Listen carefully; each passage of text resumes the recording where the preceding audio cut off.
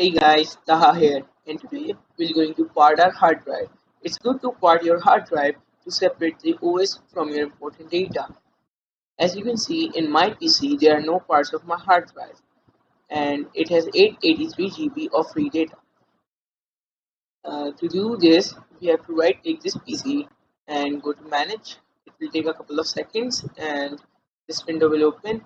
You have to go in disk management and wait, and now this is open. You can see here in this space, we have to right click and go to shrink volume. It will take a few moments and a window will open in which you have to make all the measurements.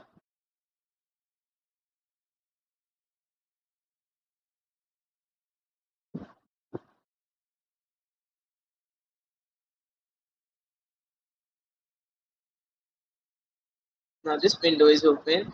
As you can see, it shows you the total size before shrink, size of available shrink, and here you have to enter the amount that you have to separate. So uh, for me, I want to make a 60 or 600 GB. Oh my god, it's pretty slow. Okay, so I want to make a 600 GB of a part. So here I have to write 600. Now, as it requires an MB, so we have to add three additional zeros.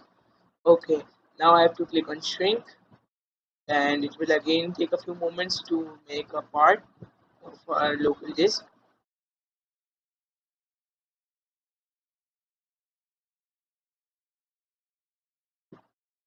Now see, it has made a 600 GB of unallocated part. So you have to right click it and make it a new simple volume.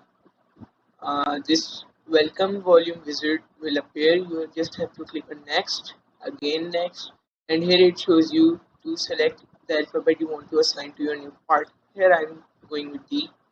Again click next, next, and finish.